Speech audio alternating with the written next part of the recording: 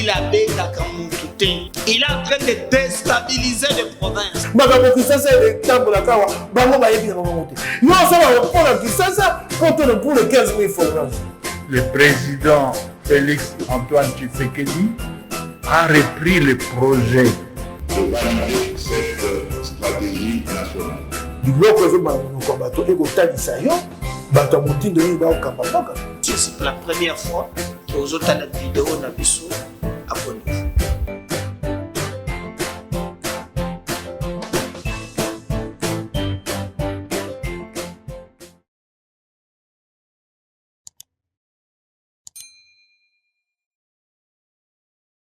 Prenez rendez-vous chaque jour dans MKB officiel pour vous informer l'actualité de la République démocratique du Congo.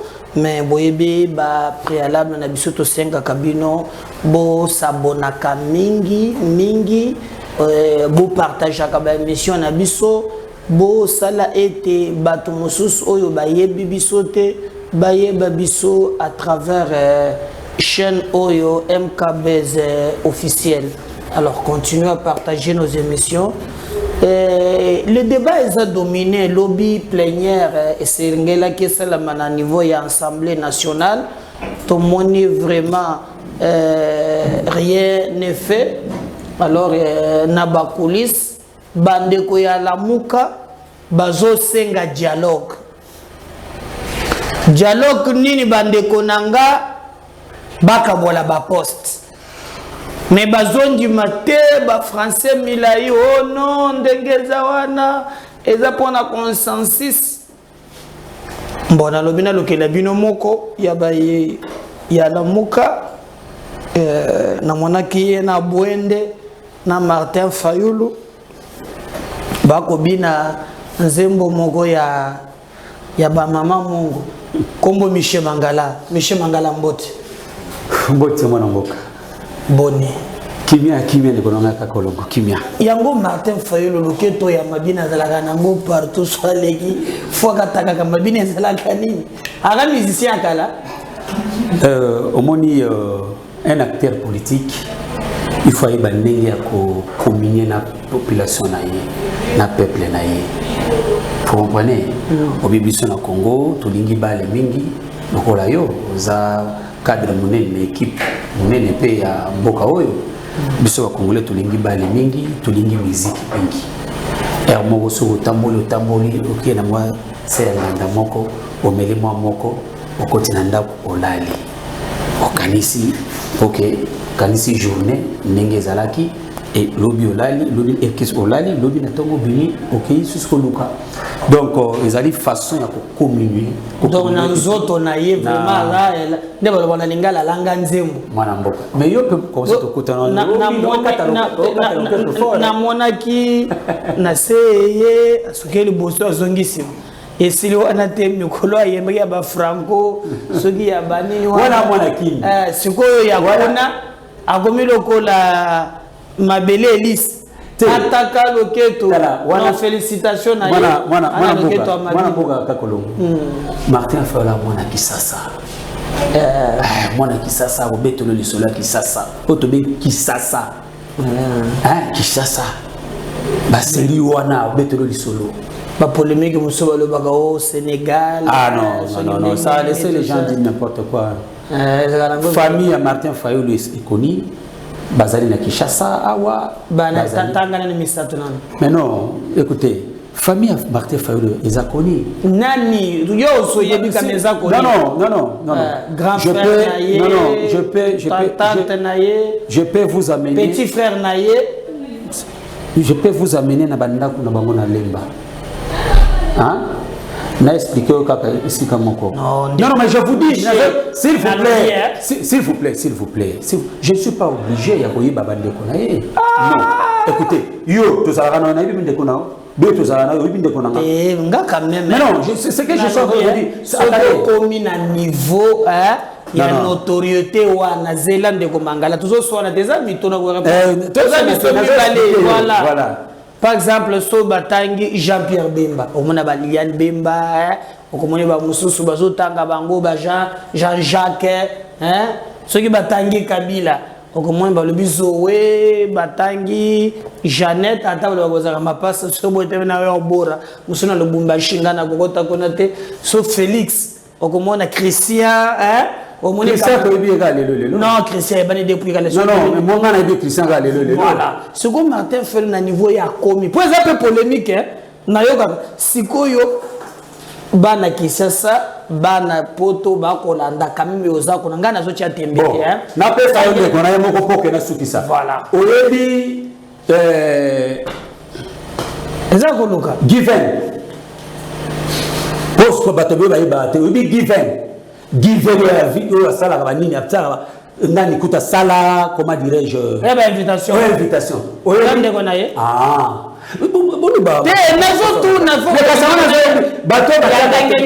ya papa ya mama obi ya tata mwasi ndeko ndenge nini non ndeko comme mangati na logique wana te attendez te na loni zela azande ko na limite to sala moi polémique moko boy eza polémique de mituna batu ba mituna ndenge na zuyo oza proche na attendez voilà zela na ndeko ka kolongo na koko kota na muzindo ya famille ya président Martin Fayulu te n'est-ce pas donc ce qui est important on a difficulté attendez ozuna zunyo ko la la question simple comme attendez non tomboka te menazo yebisa yo parce que wana ezali vie ya mokonzi ya mboka le président au peuple congolais akenaki ko élire très bien na ko za audacité na bana oloba n'importe quoi na pesio kaka na ebiso kaka mutu moko voilà sikoyo vende sikoyo allez-y but given ayeba na kata nini ndenge basa comment given kaka given azana mboka omoni ndeko omoni suka bana given na parce que billet comment nega given mais je ne suis pas obligé na yeba nyoso wana voilà lokola yo ngana ibika medar ka kolongo mais mususu na yebite mon cher ami yo otinda ngana yeba nyoso ngana tozala bien voilà donc merci mingi bato ba comprendre bino botuna kinga mituna ndeko Martin comment given alors baza pardon na peso exemple te bona na yo na ndimo lo bana yo nde na yango na yebisiyo na peso kaka na kati ya sana famille ya Martin Fayulu mais sikoyo ngana na yebisayo bato ba na tembe nga ba débat na so débat inutile ba ke na lema na ko so famille ya président ezana lema voilà lema si vous partez, on va vous dire. D'abord, expliquez même donc, expliquez ce n'est pas moi. Mais tous les autres, sa famille est connue. Voilà. Sa famille est connue. Voilà, je crois que Batindelenga Mituna, Bozubi Analoba qui n'a qu'aucun qui peut répondre. Michel Mangala, quand même. Bazalaki na Martin Fayulu na Bwende Bomonde bakataki quand même Mabina alobi ke Mabino ya bini azali un vrai quinois il faut que kataka moi le keto ça fait partir na non Moutinho Sabina voilà c'est ça donc merci Michel Mangala plaisir ezali moi mingi tokobeta li solo il y a élection vraiment mais avant tout comme élection tout solo nano aujourd'hui salaire ya ba policiers, fonctionnaires, déjà 30% na salaire na bango, na mois d'avril 45%. Point de vue na yo et cause la ndenge nini.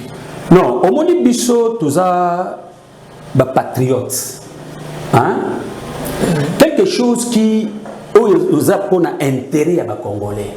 On a biso to saluer, tozo beta maboko. N'est-ce pas? Mais la question et maintenant se poser. Comment maintenant on fait pour la mobilisation de la recette pour que l'eau qu'on a ezala pérenne, pour que éthique à la locola, comment dirais-je, et katanate nanzela. Vous comprenez? Et katananzelate. Parce que toza komi tuna ndenge nini ba ko mobiliser ba recette wana parce que liboso ba ki faut ezala 45% Mais à notre grand étonnement, tu as commis 30%. 30 Est-ce que tu as commis tout ça? Dans mois de mai, Il y a 45%. commis tout ça. Est-ce que le 15% on a été? Le 15% est égalé. Et que comme à la Nini Amboudité, promesse Amboudité. Vous comprenez? Nous sommes d'accord de façon que, parce que les Tumbo au Bunda pour le peuple congolais, pour la vie sociale du peuple congolais. Tant que ça malamu, nous pouvons que applaudir. Mais maintenant, non, il y a une question de contexte. Je te relance. Dans un contexte où il y a crise mondiale, partout, tout qui est partout, partout dans le monde, c'est dans ce contexte-là que le président Félix a matissé salaire. Il faut tenir très bien 30%. Il y a salaire, il y a Batouana, de Coca-Colongo, tout distraire le peuple, n'est-ce pas? Ouais. Et crise à Ukraine, n'est-ce pas? Et vendu sur le plan, il y a pétrole, et sur le plan, il y a bleu, hein, farine. Mais crise à Ukraine, gaz. Mais lui, ça va utiliser le gaz. Non, sur le plan gaz. Non. Parlons de notre cas ici. Voilà. Il ne faut pas tout prêter. Tout ça va recordement frauduleux. Pour que monsieur Soukouna gaz, monsieur fait tout là ta yangote. Tout va makamuna biso ya Congo. Voilà, très bien. Je pense que la vraie question, ou soit la façon de réfléchir, il faut tout mona likamuna anglais ya mboka na biso, parce que au mona que prix ya essence sur le marché. Le litre est à 2100 francs. Le 2100 francs est mataki avant crise guerre à Ukraine. Mais il faut féliciter le gouvernement. Non, attendez. Attendez. Attendez. Je peux donner tarif. Mais les pays. Poser les faits. Non, mais quand je te relance quand même. Non, mais il faut d'abord que je pose les faits pour la compréhension. Voilà, okay. Je pose les faits, comme ça vous pouvez me relancer. Et Mataki avant crise à Ukraine, n'est-ce pas? Ok. Mais tant que crise à Ukraine est bandit, on n'a pas eu l'augmentation, il y a prix à carburant. Mais comment? Ndunda, ozu matembele, ozu même ngaïngaï. Bon, il y a ça ngaïngaï wana, les autres à Ukraine, ngaïngaï va se produire. Comment ngaïngaï ils ont matapri? Comment est-ce que vous pouvez expliquer ça? Est-ce que vous ne voyez pas que vous ne voyez pas et vous m'avez dit frère tout ça là mon pépé à Ukraine. C'est ça mon pépé à Ukraine. Donc vous voyez, au moment que il y a un problème. Il y a gestion un bateau au gérer Mouka. Contrôle et suivi na makambo baosala si tu n'as pas pris sur le marché et athé. Au moment que Moutuna a pris naï. Je prends même le prix à unité, hein, prix à unité. Au moment à côté monsieur Soubaote à unité 2000 francs. Côté monsieur Soubaote à unité 2200. Au Kenya Gombe à unité 2500. Donc l'autorité à régulation ne fait pas son travail. Donc ils ont l'acquis ça que bateau diriger, ils sont incapables de diriger. Vous comprenez? Bakoki ko justifier makabu ya crédité pour la augmentation ya ba prix sur les marchés, ba le bateau ba boîte yango Ukraine. Non.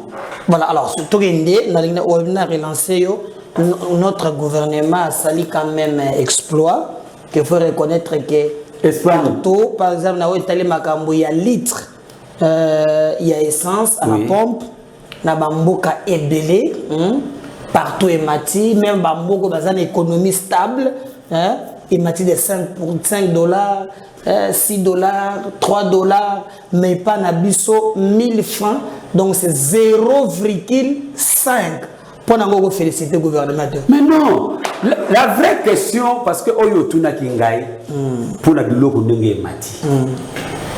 Hein? Yo Waki Flair, salaire, il y a dans un contexte difficile, salaire, il y a battu Mati. Il faut féliciter le gouvernement de Mangala. S'il vous plaît, non, s'il vous plaît, mon frère. Opposition a difficulté. Tozana système d'inflation. Au moins politique, il y a gouvernement, il y a même politique à Kabila Tika. Hein?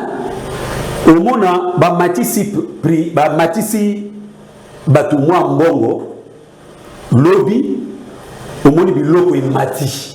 Donc, ils ont vendu, bah pèse un logo à gauche, bah récupérer un logo. Donc, bah pèse un logo à droite, bah récupérer na gauche. Au moins que bientôt là, dollar et ça l'inflation. Imaginez, dollar, les lots va changer, on a combien? 100 dollars, ils en ont 200 000 francs congolais. N'est-ce pas? 200 000 francs congolais. Et maintenant, bah matisi bah tout mois salaire yango, aucune inflation et pas dollar ils ont 200 francs congolais et commis na 230 ou 240. Donc, mais de l'autre côté, félicité Kaka. Non, s'il vous plaît. Salaire et mati. Yoka. Salaire et mati. Oui. Ça c'est sur le plan. Il y a. Sur le plan pratique. Sur le plan pratique. Voilà. Mais maintenant, le terme est en train de m'échapper, mon cher ami, mais ça va revenir. Mais maintenant, il y a d'arrêt sur le marché. Et mati. Par exemple, Ndunda, Otobanda Osomba, 300 francs. Hein? Et comme il est 500 francs. Ce que Banda Osomba, par exemple, télévision, na 100 dollars. Et que Matissio, par exemple, na 130 dollars. Ça c'est salaire. Non, attendez mon frère. Ça se justifie. Ça se justifie. Oui. Les autres, et aller mondial non. On appelle sa télévision par exemple. Télévision que ça la essence et du carburant, gazole et consort. Lorsque Moutobanda qui commandé biloko wana, kui avion et mati, même AWP et komata. Biloko et mati, monde entier, aux alliés leaders d'opinion, aux en obligation que ça va congolais, vérité en dehors, il y a politique politicienne. Mais toko mais la likamboana tu vas comprendre quand même que non aux en difficulté à reconnaître Moussala gouvernement comme opposition. Je que yo intérêt de défendre le régime parce que tu es de je te dis mais non attendez Neko et matité na zoti que la yo temps mais laissez-moi aussi le temps de ça. Je te laisse beaucoup de temps d'ailleurs. Non mais c'est ce que je suis en train de vous dire Neko. Ba matisi montant. Mais pour quelle valeur il y a biloko na marché? Parce que comme Matissawan est sur le plan politique. Pour bayo kaka batoyo non ba matisi ba fonctionnaire salaire ba matisi ba politicien salaire. Mais maintenant prix à denrées sur le marché. Au moment que même si ba matisi aucun les autres le monter. Donc, tous les biso pas sur place. Mais il faut pas que la batuma foute en mbebo. Pour que batuma comme ça ils travaillent. Mais bazoti kaka batuna souffrance. C'est ça cette intelligence que nous ne voulons pas. Moi ce matin, je n'ai qui appelle il y a un policier, n'ai qui peut appeler un fonctionnaire. Bah il dit singa so du fatia bandi boye ko bakisa quand même to ko sepele. Il y a pas de problème, il y a pouvoir là opposition. Au moins prix d'achat sur le marché. Ce qui va matisser salaire et que prix d'achat sur le marché est petit. Tout est le même. Là ça va. Mais va matisser salaire, prix d'achat et mati. Vous avez fait. Voilà, yo kakasi. Auto tranché, ngai nazo relation gada mituna. Il y a des débats, des choses dans la rue qu'on débattera, donc je te laisse le temps de t'exprimer. Mais il faut retenir que le gouvernement, au Tikolongo, la TVA, na babiloko ya première nécessité. Donc tu connais par exemple le farine, l'eau, il y a quelques éléments, statuer lobby, comité ya la makambo ba prix. Et c'est un lobby. Donc nous pensons que lobby c'est très important. Mais quand on a pour enregistrer, makambo il y a pris. Lobby on a un débat contradictoire entre Macron et Marine Le Pen. Point de vue d'ailleurs. Point de vue sur l'élection en France. Débat ou contradictoire. Ah oui, on parlait seulement sur le débat. Les débats contradictoires. Ah, débat d'abord je tiens à féliciter les deux co-débatteurs parce que c'est là que débat de taille. Koufsinganate. Voilà. Il y a des plateau. Chilombo. Mais on dit débat lobby. Hein? Idée contre idée. Donc, débat de taille, débat de classe. Chiffres, programme. Voilà, ils ont parlé d'un programme et d'un chiffre. C'est que moi aussi, je souhaiterais, l'élection en 2023, tout vivre des débat wana, nagata mboka na biso. Et comme matin, en 2006, en 2011, par exemple, on a dit déjà Bachie, Noël Tchani contre Moïse Katumbi, comment on a débat l'an dernier? Noël. Ah, quand même. Noël Tchani na Katumbi. Il faut être clair. Noël Tchani na Katumbi. Après l'année. Ah oui. Noël Tchani a un argument. Mais Katumbi a un doctorat sur en criminologie. Oh, ça faut vous le dire. Ça faut vous le dire. Maïk Moukeba a sa réponse. Alors, on a bien un plateau. Non, Yambi, on a lobby. Mais ils ont proposé. Sur le plan, il y a crème intellectuelle. Sur le plan. Donc, toi, tu dis que non. Intellectuel. Quand tu me débat contre le je ne dis pas qu'il y a que débattre. Alors, débattre parce que c'est quelqu'un aussi qui.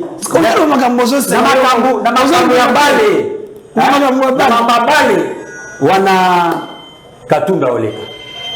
Mais dans Makambo Italie, société, évolution en Boka, débattre sur les budgets, débattre sur l'économie.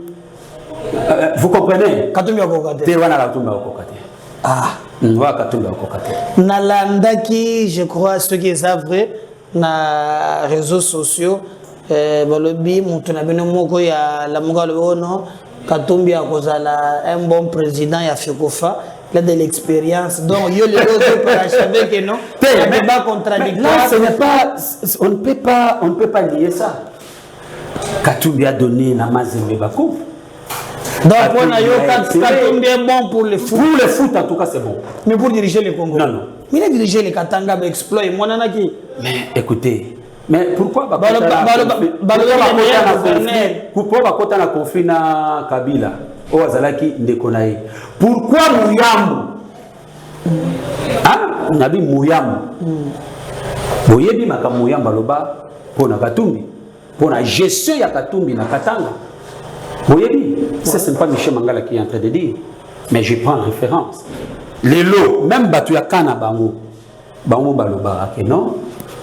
Akoka katanga te soki ya bandaki kopesa ba don ko sala ba don par-ci par-là entre guillemets ezaki pona Kabila.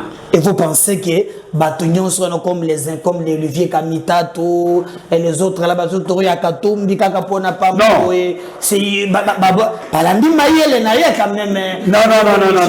Balandi mayele au moins soza na mbongo soza na mbongo au somba ba intelligence que personne vous ment. Olivier Kamuta Toussaint, monsieur très intelligent.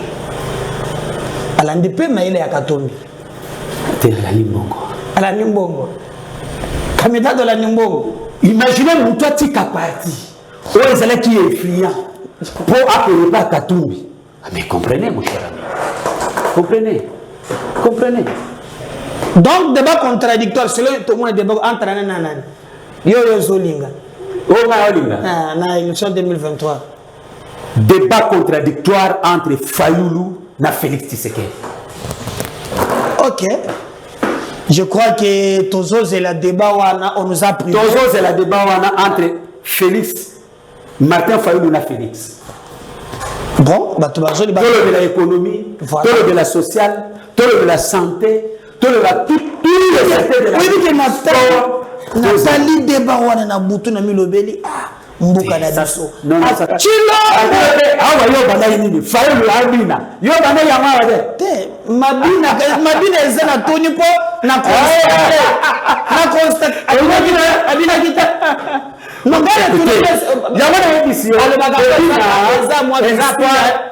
moi biscuit à l'émission. Mais la commission bon, le plus important, je crois que c'est le débat entre Noël Tiani et Moïse Katumbi, Michel Mangala Alobi, Katumbi vraiment, Noël sur le plan intellectuel à Kobetaye, Katumbi est bon pour le sport. Débat entre Fayulu na Fayulu na Tshisekedi. Est-ce que bakopé c'est une occasion wana mutoto expliquer ce secteur et à vie comment il pense remédier la vie à Congolais. Michel Mangala mwana mboka alanga nzembo moko ayebi lokuta eyaka sincère mais vérité eyaka na sali malé bele petit comme 2023 élection ata mokolo moko te na Chilombo 2023 lelo bino bande ko ki na élection boko mekolo ka dialogue essoufflé boka bola gâteau pourquoi bolongi bo gâcher fête ko le Chilombo za na bilan te allez-y aux élections bozolo ka dialogue pour nani ndeko ka kolongo pe ba kongomani ba olanda biso to luka dialogue te pe to luka glissement te ndenge ba biso ba kolonga bolanda qui le président légitimement élu Martin Fayulu Madeli si je m'abuse pas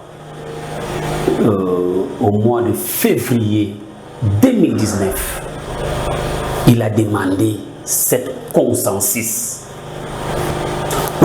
il y a question, il y a Séni. Ils ont refusé jusqu'aujourd'hui. Ce n'est pas nous. Bissoté toujours Koulouka dialogue, bissoté toujours Koulouka glissement, mais c'est Félix qui est en train de chercher des glissements. Yoka menana fungolo intelligence à Félix. Attendez. Ne discutons pas. Non, discuter. Voilà. Non, mais quand même, il faut qu'on éclaircisse les Congolais. Il y a beaucoup de flambeau. Il y a la mouka à l'obéni. Voilà. Mais c'est ce que je suis en train de vous dire. On est en zone, pour expliquer. Ouais. Mais consensus ces années. Consensus ces années. Ils ont solo. Parce que nous sommes à la beauté dialogue. Mais maintenant, forme le dialogue. Et le dialogue était pour le partage équitable et équilibré du pouvoir. Donc ça, là, il y a une émission moko. Et je répète ce que j'ai dit. Mais Nalingaki d'abord n'a expliqué avant qu'il y ait un les tactiques de M. Félix Antoine Tshisekedi, c'est quoi? Félix Antoine Tshisekedi laisse passer le temps, laisse couler les choses. Parce que tant que comme en mois d'octobre ou novembre, moyen maintenant il y a pour ça là, ma pour nous a suscité. Comme l'église catholique, l'église SCC vous ont dit, on a déjà dépassé les temps. Il a fait tout ça déjà en retard il y a 5 mois. Ce qu'on a dit, l'OTA répond quand même. N'a proposé fait. N'a posé fait. Tango Mozito a zui flambeau ya la mouka. N'a proposé fait. A Sengini. Répondre, c'est clair. N'a koya, n'a posé fait. Oui. N'a répondre. Je sais pas de poser les faits. Oui, répondre. Quoi, Mbringa été. Non, non, n'a pas priorité. Aucun misama. Mais pour les autres qui m'a n'a posé fait. Voilà. Donc, mais c'est Félix Antoine Tshisekedi a coulé ma cam. Tant au mois de novembre, ou novembre, plutôt octobre-novembre, quand il est passé, à ce moment-là, au moins on a convoqué ni pour que dialogue. Mais puis surtout pour nous les temps, il y a que convoquer dialogue, c'est maintenant. Ce qui est commis na ba moi wana. Ndeko Félix Ayeba, pe atia na mutu na ye. Biso to koko kende dialogue wana te parce que cause la trahison contre notre peuple. Nous disons les élections doivent se tenir en 2023.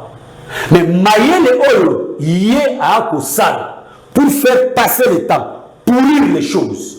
Comment ça n'a été que le président légitimement élu, il avait demandé le consensus depuis 2019. Tout trouver consensus autour de Yasseni. Mais Baboui, nous comprenons son intelligence de façon que, à moi temps, moi glissement et quota, à moi 2 ans encore dans le dialogue, au bango, tout ça, le partage équitable et équilibré du pouvoir. Ce qui, M. Félix a organisé les élections en 2023, M. Félix Tshisekedi va dégager. Il doit partir. Voilà. N'a-tu le temps pour le bas. Maintenant, il voilà. Mosito a dit, le cola congolais, que non, il faut que Batouba se retrouve autour d'une table. Mais c'est ça, consensus sur le salle.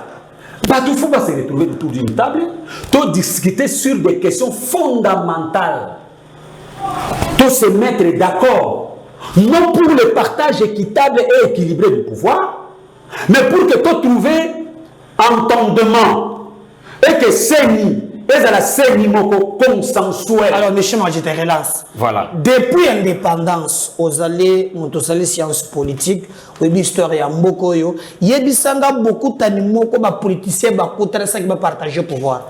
Mais les choses doivent évoluer. De Coca-Cola. Il y a depuis l'indépendance, il y a les politiciens bakutani ezalaka toujours que non pour la mécanisme oh ba bimasan qui va partager le pouvoir. Voilà, c'est ce que maintenant je vais vous répondre de Konanga Kakolongo. Les choses doivent évoluer. Hier tous qui n'a pas téléphone mais les autres comment n'a pas téléphone, c'est-à-dire il y a l'évolution. Donc les gens sont toujours en train d'innover. Lobby ceux qui va politiciens va ça qui partagent mais le peut comment on appelle ça à la référence tu vois que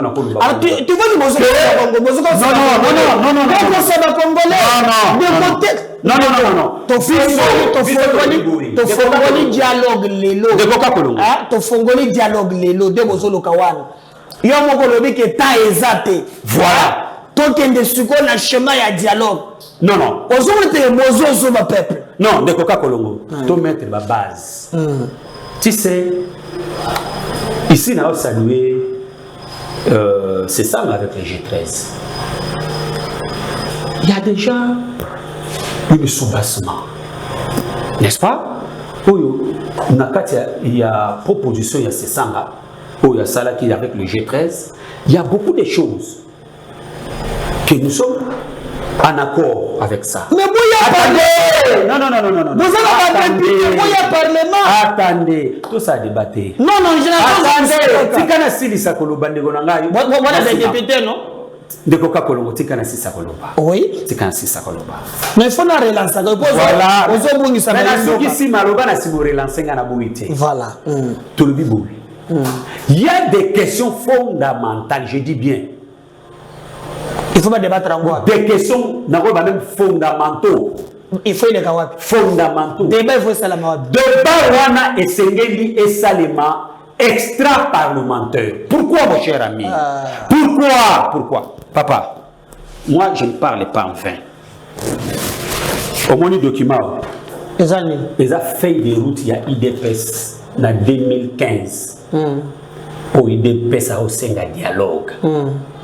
N'est-ce pas? Logique, il y a IDPS. Et la logique, au Bawana qui biso, tout l'ingito parce que tu es un politicien, il faut tout ça, ce qui est dialogue, ils ont pour partager le pouvoir. Oui. Mais biso, tout l'obité. Makambuana, ils ont qui Makambuya IDPS, il y a né les cas. Biso, tout l'obité, Tous se mettre d'accord autour, il y a loi, autour, il y a fonctionnement, il y a CENI. Et sur les animateurs, il y a CENI. C'est fini. Si on se met d'accord, mais écoutez, là, attendez, Ndeko, et comme vous allez tantôt plutôt, tout comme Bandeko Bakoko Tikala, tout comme Bandeko Bakoko Longwa. Mais juste que tous se mettre d'accord. Et d'ailleurs, nous avons dit, ça peut nous prendre même 3 jours, maximum 1 semaine. Nous n'avons pas besoin. Il y a partage équitable et équilibré du pouvoir. Non. Ça, c'est de l'intox, il y a IDPS. Voilà. Intox, il y a union sacrée. Merci. Pour faire croire à les Congolais que Bissot a un dialogue pour un partage équitable et équilibré du pouvoir. Non. Bissot Vandi autour, il y a texte. Voilà. Voilà, Ndeko. Alors, il faut dire clair au Congolais. M. Mangala, vous très bien que non, la Mouka. Bozale na député na niveau de l'Assemblée nationale et le débat, il y a la loi, il y a la réforme, le lien indiqué, et zali Assemblée nationale. Même le jeu très autour comme même awa, même qui proposition na bango de loi na niveau de l'Assemblée nationale. Lorsque vous parlez na makambu ya IDPS na 2015, nous connaissons, yo dit qu'il faut évoluer. C'est toi qui yo m'te bien ngandenge wana. Pourquoi tu me reviens encore na makambu, il faut évoluer. Mais on doit évoluer. Si l'IDPS, Zela Ndeko, si l'IDPS a voulu kocha biloko yo, au monique et bandi kolongola bato na nzela, on évolue. Le débat se fait dans le cadre institutionnel. Tokende liboso. Bozo banga élection pour nanini. Tu sais que y a zana bilante. Ndebo lobaka. Bozo banga élection. Dialogue eza ya nini lelo. Siko tokende di Michel Mangala. Okota la caméra yango wana. Oui, d'accord. Oyebisi banga. Dialogue bozo lukawana. S'il vous plaît. To sali dialogue, toge élection. Non. Bisoto banga. Dans le délai. Non. Bisoto banga élection te. Ça c'est de l'intox au batoyi DPS. Bah, on voit qu'à la population pour distraire les gens. Qui demande le dialogue? S'il vous plaît. Mboka oyo eko banda ko kendaka na conflit sur conflit. Hier biso na bino na bato ay DPS. To bunda bitumbo pour na changement. To bundi bagaro pour na changement. Na document oyo si vous me permettez. Natanga lota moi et loko moko ya mokena. Voilà, natanga côté asuka. Non, na bandela awa. Na bandela awa baby boy. Pour le dialogue, rappelons avec force les derniers des événements. Non, pas ça. Attendez, natanga awa. Nazoka kao. Baby boy. Cette situation déplorable a plongé la RDC depuis 2011 dans une nouvelle crise de légitimité. Ça, c'est pas nous. C'est l'IDPS. Qui ne permet pas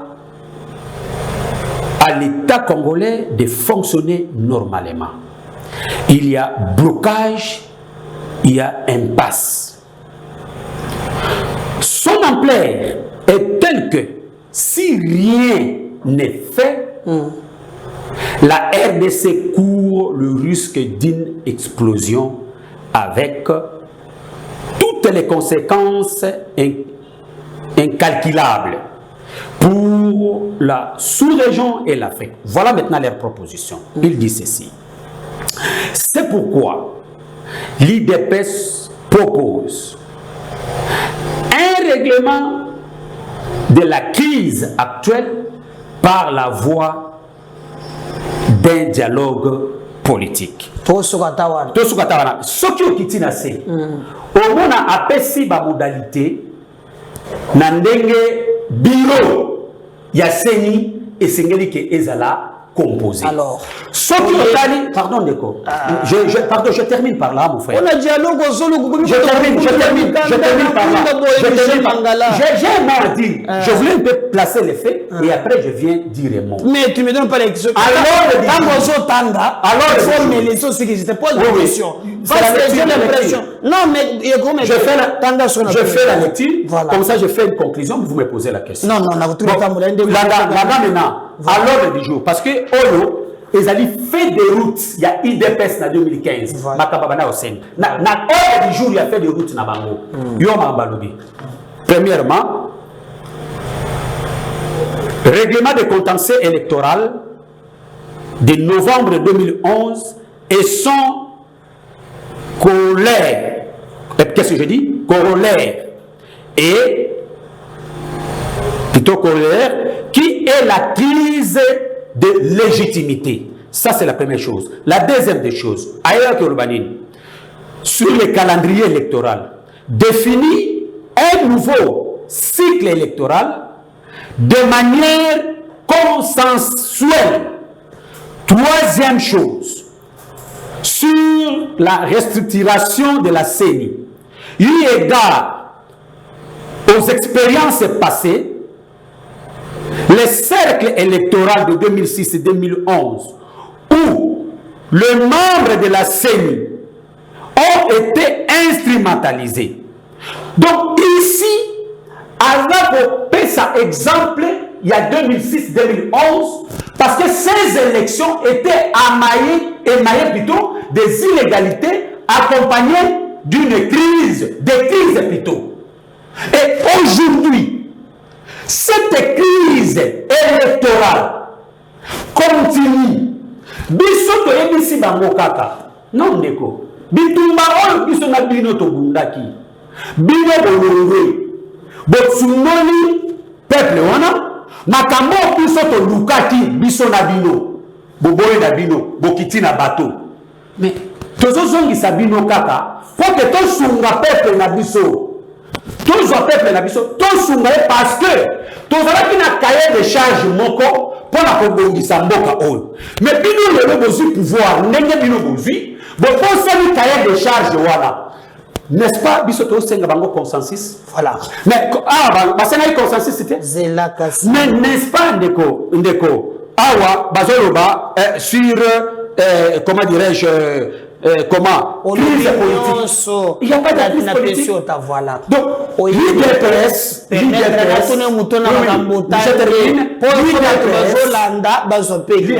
l'IDPS, l'IDPS, il faut revenir à la raison pour que parce que ce qu'ils sont en train de faire, tout le monde a le sous. Merci. Mangala, merci. On dit que ceux qui pensa, molongoli, likambo na contexte. Vous voyez, il y a un prétexte. Lorsque vous déplacez mot dans les contextes, vous pouvez tomber dans le prétexte. Déjà, crise Zoloba, en 2011, dans Zoloba, Etienne Tshisekedi a dit qu'elle n'a jamais kokende na cour constitutionnelle pour na koende konoka zelana esbatu balanda na vetuna mutuna zibona mutuna non tuna je te pose la question il y a un toke sur un prétexte non na vetuna mutuna parce que en 2011 on rappelle l'élection en 2011 na ba élection wana on a vu Etienne Tshisekedi aboyaki akendaki nango tina suka mais déjà Martin Fayulu na kokende na makambu ya élection accueilli na cour constitutionnelle établit qui a gagné te okoki kotambola na mukanda oyo te o comparer les deux faits Michel Mangala mais non Yami Balé mais non répondre à ngai comment d'abord Ndeko Kakolongo l'exemple que tu viens de donner ce sont des faussetés. Le problème ici, pardon. Le problème, la question du Kambuya Komba. Non, mais pardon. S'il vous plaît. Pardon. S'il te plaît. Oui. Est-ce que Martin Fayulu a qu'une cour contre oui ou non? Là, tu es en train de dévier le débat. Moi, je peux ça fondement. Parce que le fondement, c'est la crise, il y a s'il vous plaît. C'est ça qu'on a évoqué. Mais fondement, c'est quoi? Fondement, c'est le crise que nous sommes en train de connaître. Crise, pardon, d'accord. Crise, c'est pour la cour constitutionnelle. Crise, c'est tirer source na élection. C'est pourquoi on dit document Oyo, l'IDPS, Azoko Melanani, Keita, Martin Kobler. Pardon. Attendez, je vais te donner, s'il vous plaît. Monsieur Mangala Songa Bayimboka. Je suis en classe. Mais quand même, il faut des éclaircissements. Mais il y a voilà, non. Nazoka Tote, Nabandeli Mutuna Nangai. Dans le document, il y a 2015.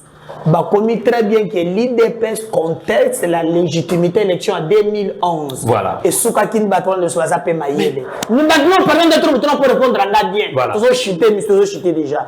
En 2011, l'IDPS a gagné l'élection, qui a gagné. Tu sais qu'il y a Tikala Kokendete na cour pour la victoire. Martin Fayou a lobby qui a gagné la victoire. Bakéyi na cour contre pour approuver victoire naïe. Bakoni kuna azalika incapable de prouver victoire naïe. Comment est-ce qu'on dit ça mukanda oy? On parle de la crise de légitimité alors que Milo Mokendaki na que ressources nous sont voilà. Quand vous parlez crise, il y a légitimité. Mais écoutez, crise de légitimité, ça quelle nature? La crise de la légitimité, ça quelle nature? Tu dois répondre à votre mais écoutez, toute crise est crise. Quelle que soit crise juridique, quelle que soit crise politique, quelle que soit crise économique, bah ben y a une crise. Mais ici, dans un contexte politique, même si, suivez-moi très bien. Même si, répondre à voilà, même si, na oza exemple wana. Mais ici, te pas de Miselenga Mukanda. Mais bien sûr, Mukanda est allé pour la revendication sur le plan de la crise. Et il dit qu'on va dire que non, qu'on est la cour constitutionnelle. Crise, crise politique. Quel que soit la cour constitutionnelle, ils allaient crise politique. Quel que soit la cour constitutionnelle, et la crise politique. Ici, tu as un terrain politique. Ils ont pour battre que non, aucun cour constitutionnelle ou aucun été. Mais ici, la vraie question, c'est quoi? Ce sont des questions fondamentales. Merci, Michel. Pardon. Parce que tu as parlé de la cour. Tu as parlé de la cour. L'anda du Camboya contentieux. Mais écoutez,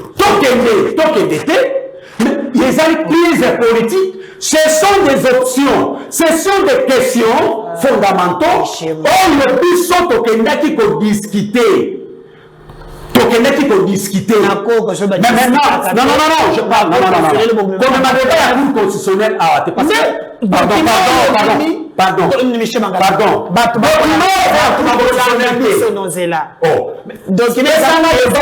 Voilà. Le document est le document politique. Merci. Ce que nous sommes en train de faire, c'est politique. Voilà. C'est pourquoi je te dis que la revendication IDPS, qui revendiquer à son temps. Première revendication. Je vais te donner.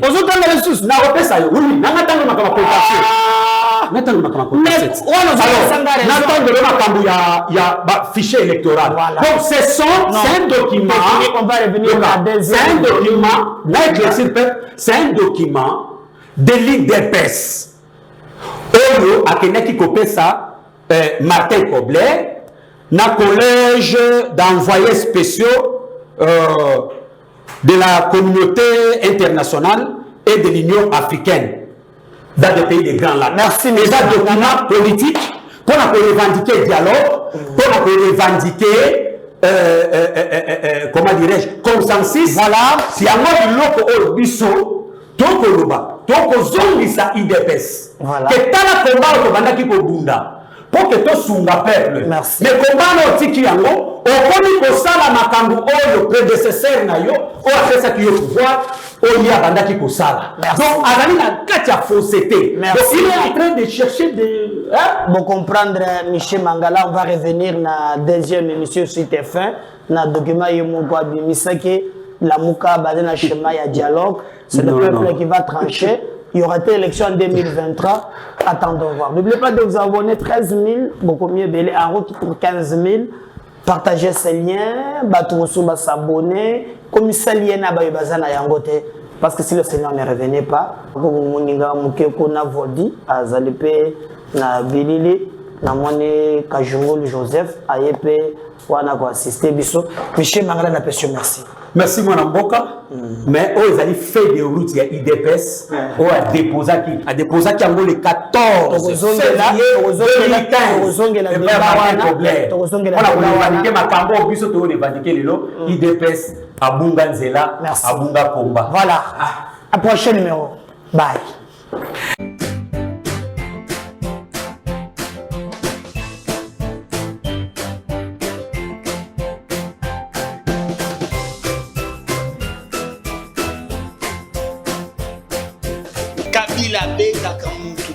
Il est en train de déstabiliser les provinces.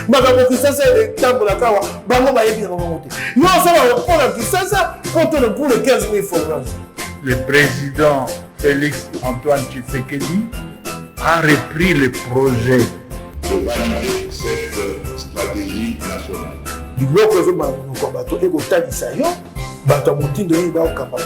C'est la première fois que vous avez la vidéo dans le